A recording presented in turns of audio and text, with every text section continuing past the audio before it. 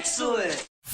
2017 has seemed like such an amazing year for PC hardware. The 1080 Ti launched, AMD returned to relevance with the Ryzen launch, and then the follow-up surprise launch of Threadripper.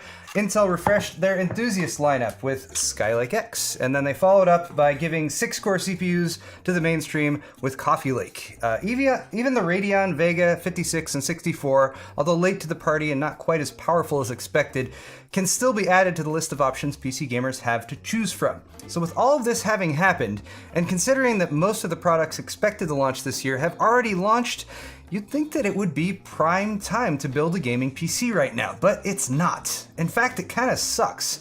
Here are 4 reasons why. Item number 1, the obvious culprit, GPU prices. This is the result of cryptocurrency mining, and it has been a pain in the backside of anyone looking to buy a reasonably priced mid-range graphics card since about mid-summer 2017. The rise of alternative cryptocurrencies, such as Ethereum, that are resistant to ASIC-based mining has brought GPU mining back into popularity, with cards based on AMD's Polaris architecture like the RX 480 and 580 in particular demand due to their efficiency and flexibility. NVIDIA's cards suffered price jumps as well, but thankfully they've settled down a bit, which you can't say for any of AMD's cards that are priced above $100. Even though the GTX 1063 and 6GB do give gamers looking for a GPU in the $200 to $250 range an option, there's not much competition for these cards thanks to AMD's high prices, so the prices for NVIDIA are generally still the same or higher than when the GTX 1060 launched over a year ago, $200 or more for the 3GB and $250 or more for the 6GB. Next up, have you seen memory prices lately? If budget builders weren't set back enough by the GPU situation, consider that the average price for a simple 16GB 4x4GB DDR4 2400 memory kit has more than doubled in price since early 2016, according to PC Part Picker, going from less than $90 to over $180. And while that's one of the more extreme examples, 50 to 100% price increases over the past year is pretty much the norm for DDR4 and DDR3 memory. We were warned about this, of course, market trends and all. There are explanations like the fabs are switching over to a smaller manufacturing process, or defect rates are high, or they encountered setbacks related to sampling and yield, so the supply situation remains tight.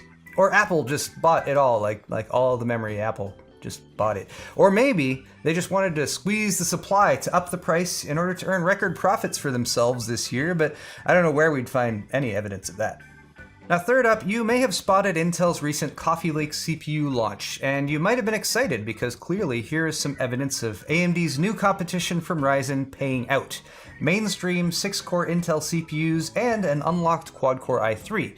Not bad from Team Blue, but right now there are some definite limitations to this platform, and motherboard selection is chief among them. There are only Z370 motherboards available for this platform until 2018. There are some budget Z370 options in the $120 to $140 range, but that's still pretty expensive considering that AMD has competitive B350 motherboards for their Ryzen CPUs for $70 and $80 each that can even do some overclocking. Speaking of budget, a Z370 motherboard with a chipset that costs more in order to unlock overclocking for unlocked chips makes a bit less sense with their new locked CPUs like an i3-8100 or i5-8400, but Z370 is your only choice for a motherboard right now.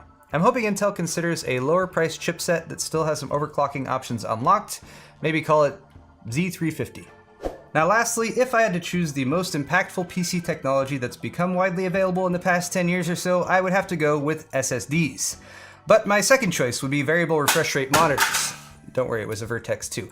At least when it comes to PC gaming, but I wish widely available could also align with widely affordable when it comes to these fancy new gaming monitors. The experience of playing on a variable refresh rate monitor, which synchronizes the frame rate output of your graphics card with the refresh rate of your monitor for buttery smooth gameplay that also makes the most out of your graphics card's performance, is one that once you've tried, you just won't want to go without, especially if you play fast-paced PC games.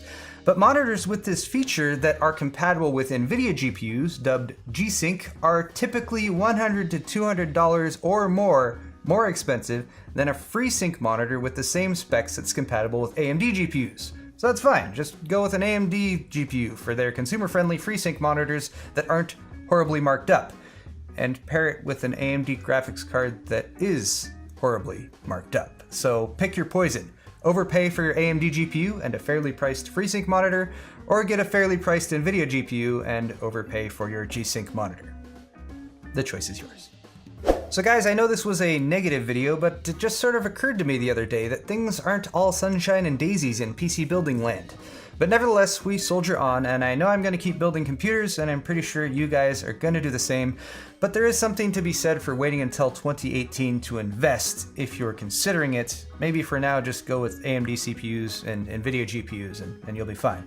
If you are looking for ideas for parting out a PC without suffering from one of these previously mentioned pitfalls, check out my monthly build series. Thanks for watching this video though, subscribe if you enjoyed. Let me know if you'd like to see more like it in the comment section down below. Of course, hit that like button on your way out, and we'll see you guys next time.